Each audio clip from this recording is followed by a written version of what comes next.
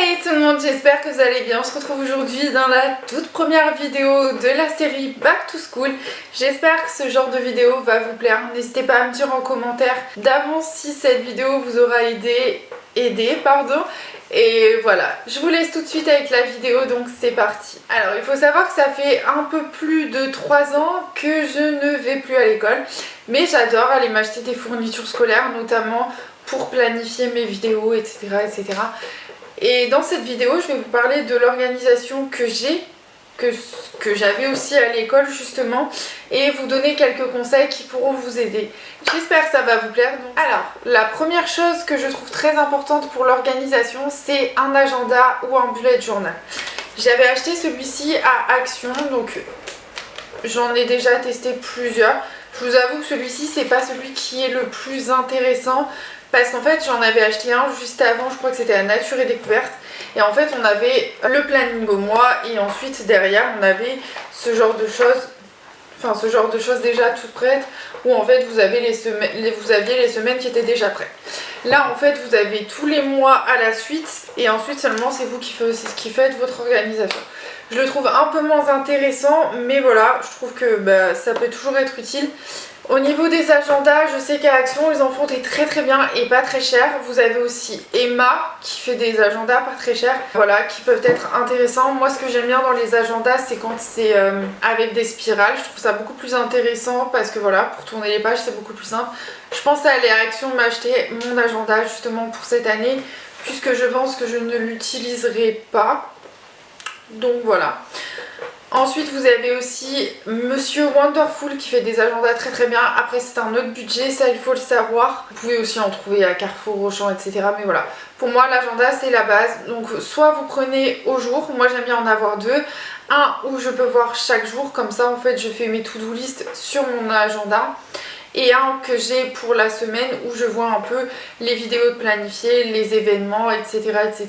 Donc voilà, j'aime bien avoir les deux. Deuxième chose que je vous conseille d'avoir, c'est un trieur et un bloc-notes. Donc au niveau des bloc-notes, je vais vous montrer un peu, c'est celui-ci. Moi j'ai acheté celui-ci à Action.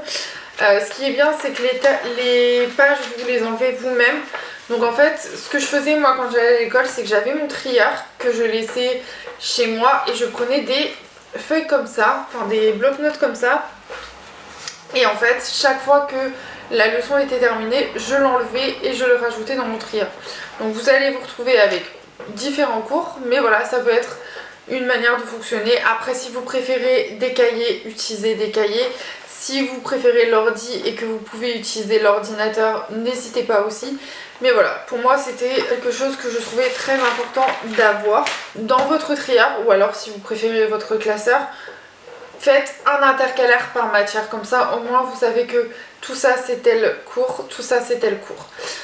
Ce qui est bien en plus d'avoir votre trieur, c'est que derrière vous ayez un classeur justement pour ranger vos matières, puisque ça va vite devenir le fouillis si vous n'êtes pas organisé dans votre trieur, donc voilà. Troisième chose que j'adore, c'est avoir des stylos de toutes les couleurs. Donc, comme vous pouvez voir, j'en ai vraiment beaucoup. J'ai des stylos comme ça, j'ai les Papermate, j'ai les Stabilo comme ça, voilà. J'adore avoir plusieurs stylos de couleurs, puisqu'en fait ça me permet de m'organiser mon agenda, et aussi pour même dans mon carnet de vidéos, ça me permet de m'organiser aussi. Ce que je vous conseille, c'est d'utiliser un code couleur. Donc par exemple en rouge les mots importants, en vert les dates, en orange je sais pas les villes ou n'importe quoi. Moi j'ai vraiment un code couleur pour le montage, la publication, la recherche de vidéos, etc. etc. C'est ce qui me permet de bien m'organiser, et je pense que cela pourra vous être utile, notamment aussi dans vos fiches.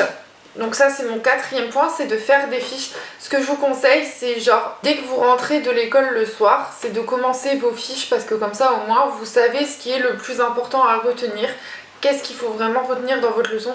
Et comme vous venez d'avoir le cours, c'est beaucoup plus frais dans votre esprit.